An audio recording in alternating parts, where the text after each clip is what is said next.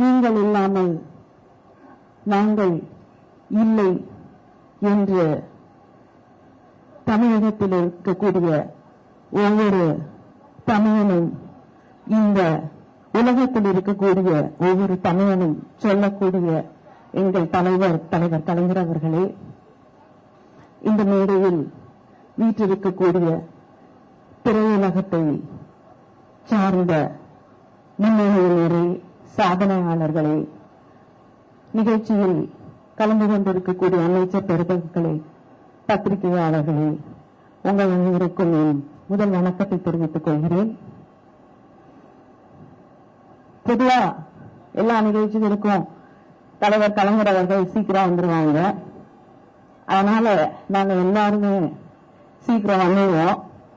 இன்னைக்கு கொஞ்சம் தாமதமாக வந்ததால் எனக்கு இந்த விபரீதம் நேர்ந்து விட்டது. மேடையில் அமர வேண்டி இருந்தது. அதனால பேச அழைக்கப்பட்டிருக்கிறேன். அதில் இந்த லேட்டா வரதுல சில வசதிகள் இருக்கு அப்படிங்கிறது இன்னைக்குதான் தெரியுது. இந்த திரைப்படம் நீரின்றி நான் இல்லை என்ற இந்த திரைப்படம், இந்த பேசிய திரையுலகத்தினர் எல்லாம் சொன்னாங்க, தலைவருக்கு இந்த திரையுலகம்தான் தாய் வீடு என்று. இது திரையுலகம் மட்டும் தாய் வீடு இல்ல, கலை உலகமும் தலைவருக்கு தாய் வீடு தான். எழுத்துலகம் தான் அவரது முதல் வீடு, கருவறை.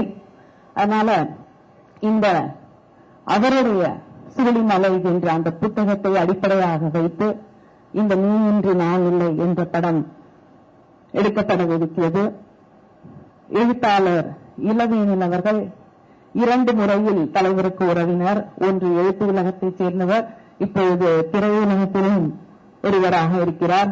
அதனால இந்த படம் 2 விதத்தில் சிறப்பாக இருக்க வேண்டும். ஏன்னா எழுத்துலகத்திலிருந்து வந்திருக்கக்கூடிய ஒருவர் திரையுலகத்திற்கு வந்து ஒரு படத்தை இயக்கிக் கொண்டிருக்கிறார். நம்ம எல்லாருக்கும் தெரியும், திரைப்படங்கள் இன்னைக்கு அதன் தொடக்க காலத்திலிருந்து நகர்ந்து வேறு ஒரு தளத்தில், வேறு ஒரு கோணத்தில், வேறு ஒரு புரிதலில் இயங்கிக் கொண்டிருக்கக்கூடிய ஒரு காலகட்டம் இது. அதை உணர்ந்து ஒரு எழுத்தாளராக இந்த படத்தை அவர் இயக்கி காண்பித்தார் என்ற நம்பிக்கை நம் எல்லோருக்கும் இருக்கிறது. தலைவர் கலைஞர் அவர்கள் திரையுலகமாக இருந்தாலும் எழுத்துலகமாக இருந்தாலும் அந்த கான்டெம்பரரினஸை எப்பொழுதும் தனக்குள் தக்க வைத்துக் கொள்ளக்கூடியவராக, சமகாலத்தோடு போட்டி போடக்கூடிய ஒருவராக எப்பொழுதும் இருந்து கொண்டிருக்கிறார். தலைப்பை சொல்கிறது. இதை விட ஒரு கான்டெம்பரரியான தலைப்பை வேறு யாரும் யோசித்திருக்க முடியுமா என்றால் தெரியவில்லை. நீ இன்றி நான் இல்லை. அழகான தமிழில், அதே நேரத்தில் ஒரு இளமையோடு, ஒரு காற்றை போல, ஒரு பெண்களை போல அழகான ஒரு தலைப்பாக இந்த தலைப்பு இருக்கிறது. இந்த தலைப்புக்கு நியாயமான, இந்த தலைப்பை சிறப்பிக்கக்கூடிய தலைவர் கலைஞர் அவர்களின் எழுத்துக்களை சிறப்பிக்கக்கூடிய ஒரு படத்தை இந்த இயக்குனர் அவர்கள் நமக்கு தருவார்கள் என்ற நம்பிக்கையோடு அவரை வாழ்த்தி, இங்கு பேசியவர்கள் எல்லாம் இந்தியாவில் இருக்கக்கூடிய பல மாநிலங்களில் திரைத்துறையினர் எத்தனை அல்லல்களுக்கு ஆளாகிக் கொண்டிருக்கிறார்கள் என்பதை பற்றி எல்லாம் சொன்னார்கள். தமிழகத்தில் மட்டும்தான் ஒரு ரிவைவல் இருக்கிறது, ஒரு புதுப்பிக்கப்பட்ட ஒரு புத்துணர்வோடு அவர்கள் செயல்பட்டுக் கொண்டிருக்கிறார்கள் என்று சொன்னார்கள். நிறைய படங்கள், சின்ன சின்ன பட்ஜெட் படங்கள் பேசியவர்கள் சொன்னது போல புதிய படங்கள், பல புதிய இளைய இயக்குநர்கள் வந்து கொண்டிருக்கிறார்கள். நல்ல தரமான படங்கள் வந்து கொண்டிருக்கிறது.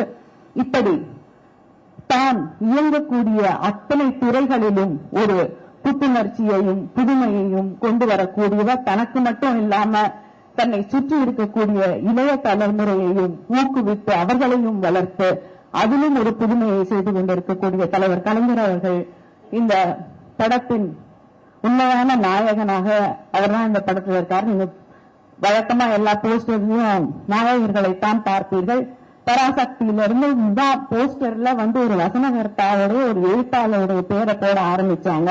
இன்னைக்கு வரைக்கும் அந்த இடத்தை தக்க வைத்துக் கொண்டிருக்கக்கூடிய, தன் படத்தின் நாயகனாக தானே இருக்கக்கூடிய தலைவர் கலைஞர் அவர்கள் தான் அந்த கதாநாயகனின் படத்தை இயக்கி அதை ஒரு வெற்றி படமாக, ஒரு தரமான படமாக தர வேண்டும் என்ற கோரிக்கையோடு இந்த படத்தின் தயாரிப்பாளர்களுக்கும் அதில் உழைக்கக்கூடிய அத்தனை பேருக்கும் என் வாழ்த்துக்களை சொல்லி விடைபெறுகிறேன். நன்றி, வணக்கம்.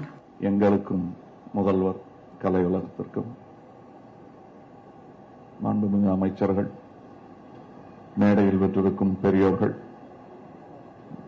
விவேக் அவர்கள் சொன்னது போல் விடுபட்டவர்களுக்கும் சேர்த்து வணக்கம். இங்கே